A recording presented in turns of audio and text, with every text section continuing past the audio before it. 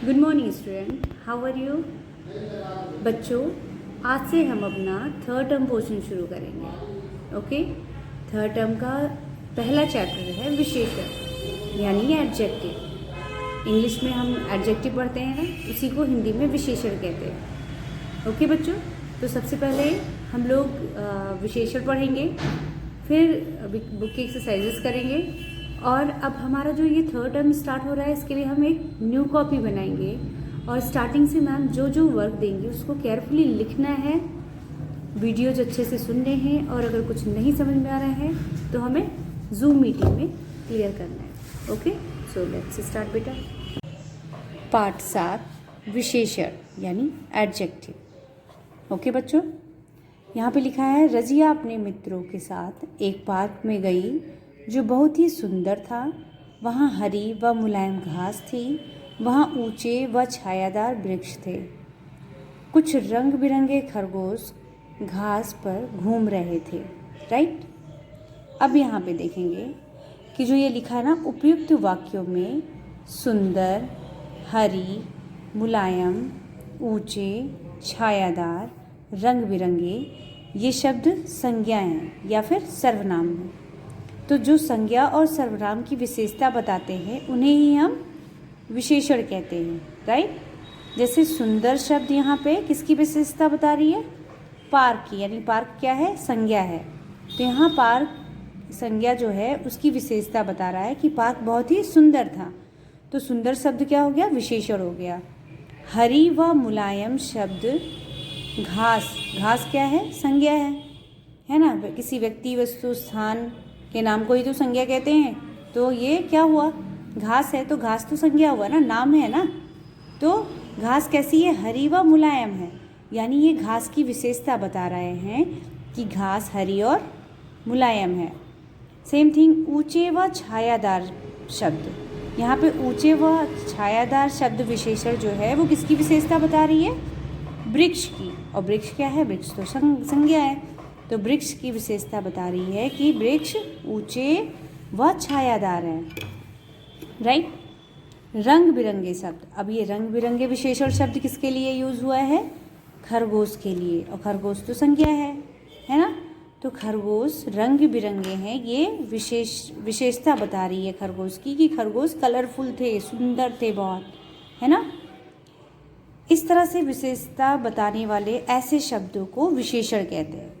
ठीक, जैसे यहाँ पे सुंदर पार्क की विशेषता बता रहा था, हरी व मुलायम यहाँ पे घास की विशेषता बता रहा है, ऊंचे व छायादार शब्द यहाँ वृक्ष की विशेषता बता रहे हैं, रंग बिरंगे यहाँ पर खरगोश की विशेषता बता रहे हैं। तो सिंपल सी चीज़ है बेटा, विशेषण की जो डेफिनेशन होता है, जो परिभाषा होती है, वो ये होता है कि जो भी शब्द संज्ञा अथवा सर्वनाम शब्दों की विशेषता बताते हैं उन्हें ही हम विशेषण कहते हैं। ओके, जैसे यहाँ पे देखो पिक्चर में ग्रेप्स बने, अंगूर बने हुए हैं।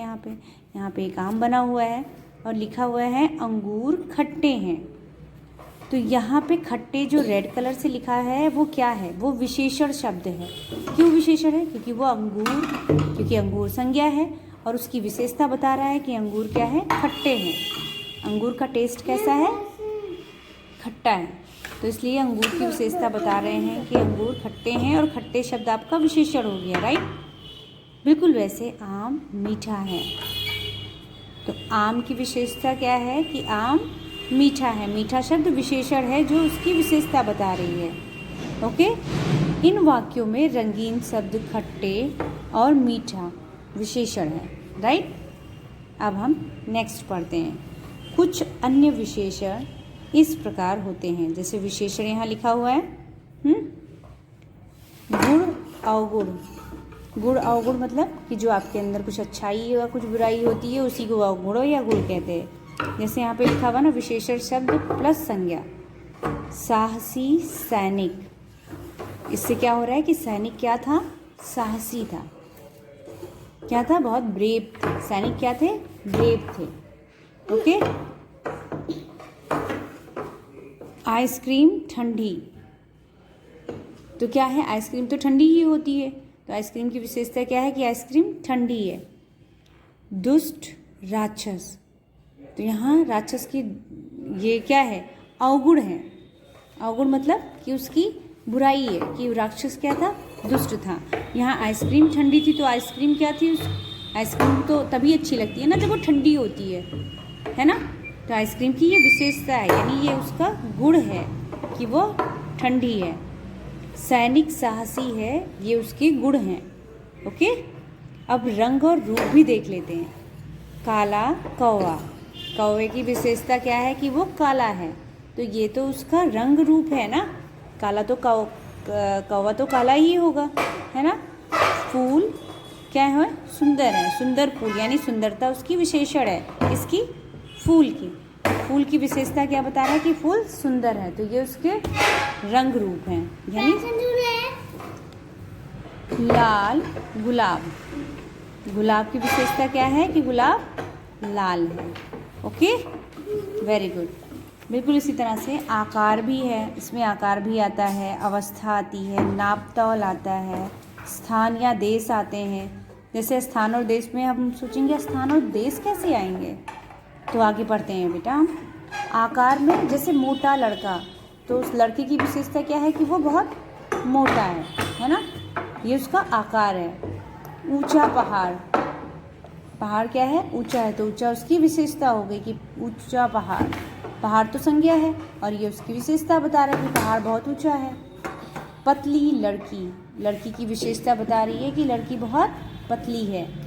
अब अवस्था आते हैं। अवस्था क्या होता है, गरीब आदमी, तो आदमी आपका संज्ञा है और गरीब उसकी अवस्था है कि उसकी अवस्था गरीब है, ठीक है, पुअर है वो, तो ये उसकी विशेषता है, उसकी अवस्था है ये।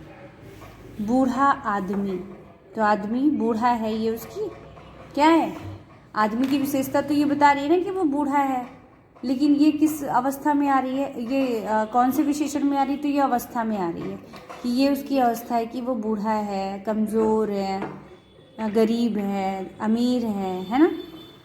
बिल्कुल वैसे नाप तौल, नाप तौल मतलब वेट जब हम लेते हैं ना किसी चीज़ का, जैसे अंगूर खरीदने गए तो अंगूर कितने किलो है, 2 किलो, तो ये इसका नाप तौल है ये कि ये 2 किलो है। 5 मीटर कपड़ा है, यानी कपड़े की विशेषता है कि वह 5 मीटर है, ये उसकी लेंथ है, नाप तौल है। 4 पेंसिलें, हाउ मेनी पेंसिल्स, 4, यानी 4 पेंसिल। कितने पेंसिल थे, तो विशेषण क्या शब्द हुआ यहाँ पे, 4, ठीक, क्योंकि पेंसिल तो आपका संज्ञा है। बिल्कुल वैसे ही स्थान व देश के नाम, जैसे यहाँ पे गुड़िया, गुड़िया तो आपका संज्ञा है ना, तो जापानी गुड़िया यानी जापानी एक देश है जापान, और वहाँ की गुड़िया है यानी ये जापानी गुड़िया है। गुड़िया की विशेषता बता रही है कि ये गुड़िया जो है वो जापानी है। चीनी डॉक्टर, तो ये उनका स्थान या देश से रिलेटेड है कि जो डॉक्टर है ना वो चीनी है, चीन से आए हैं, चीन के डॉक्टर, ये उनकी विशेषता हो गई। भारतीय लोग, लोग यानी पीपल, लोग तो हैं लेकिन कैसे लोग हैं, वो भारतीय हैं, भारतीय उनकी विशेषता हो गई। ओके, यानी देश और स्थान से रिलेटेड हो गया। ओके बच्चों, तो सिंपल सी चीज़ है, हमें संज्ञा या सर्वनाम। अब आप बोलोगे कि मैम यहाँ आपने सर्वनाम तो बताया ही नहीं, तो सर्वनाम शब्द बेटा जो संज्ञा के स्थान पर यूज़ किए जाते हैं, जैसे वह, मैं, तुम, ये सब क्या है, सर्वनाम है। और जब हम सर्वनाम के साथ यूज़ करेंगे ना ये विशेषण, तो उन्हें हम उनकी विशेषता बताते हुए तो उन्हें हम विशेषण कहेंगे। ओके, आगे पढ़ेंगे हम कि सर्वनाम के साथ, तो जैसे मुझे 2 लीटर दूध दे दो, आपकी एक्सरसाइज में ही है, मैं अभी आपको शो करती हूँ। तो मुझे क्या है आपका, मुझे तो आपका सर्वनाम हो गया ना, मैं, मुझे, मेरा, वह, उसने, ये सब विशेषण, ये सब सर्वनाम ही तो हैं। तो इनके साथ जब हम विशेषता इनकी बताते हैं तो वो विशेषण हो जाता है, राइट। हम आगे दिखाते हैं आपको। लिखा है, नीचे लिखे शब्दों वाक्यों में विशेषण शब्द पर गोला करिए, यानी भगत सिंह वीर सेनानी थे, तो यहाँ मैंने पेंसिल से यहाँ पे कर रखा है। तो वीर उनके सेनानी होने का क्या है, विशेषता बता रहा है कि भगत सिंह जो एक सेनानी थे वो कैसे थे, वीर थे। सेनानी तो आपका संज्ञा हो जाएगा ना, तो वो कैसे थे, वीर थे। उनकी विशेषता क्या थी कि वीर थे वो। संतरे मीठे हैं, संतरे कैसे हैं, मीठे हैं, तो संतरे तो संज्ञा है और वो कैसे हैं, उनकी विशेषता है कि वो मीठे हैं। गुलाब का यह फूल सुंदर है। सुंदर फूल अभी हम लोगों ने पढ़ा था ना, फूल की विशेषता बता रहा है कि वह सुंदर है। चीड़ का पेड़ लंबा है। पेड़ कैसा है? लंबा है। लंबा विशेषण हो गई। समुद्र गहरा होता है। समुद्र की विशेषता है कि समुद्र गहरा है, राइट। नीचे दिए गए वाक्यों में से विशेषण शब्द चुनकर लिखिए। अब यहाँ पे आप देखोगे लिखा है मुझे 2 लीटर दूध दे दो, है ना। अब आप बोलोगे कि यहाँ पे विशेषण तो आया है, ये मुझे क्या हो गया तुम्हारा? सर्वनाम हो गया। 2 लीटर क्या है? दूध कितना चाहिए? 2 लीटर। यहाँ नाप तौल वाला विशेषण आ गया, राइट। वह ठंडा पानी पी रहा है। पानी कैसा है? ठंडा है, यानी उसके गुण हैं या अवगुण हैं तो वो ठंडा है, राइट। पिताजी की दवाई कड़वी है। दवा कैसी है? रंग रूप उसका कैसा है? स्वाद कैसा है? कड़वी है। तो ये तुम्हारा विशेषण हो गया, राइट। नेक्स्ट है सफ़ेद वस्त्र जल्दी गंदे हो जाते हैं। तो सफ़ेद वस्त्र क्या हो जाते हैं?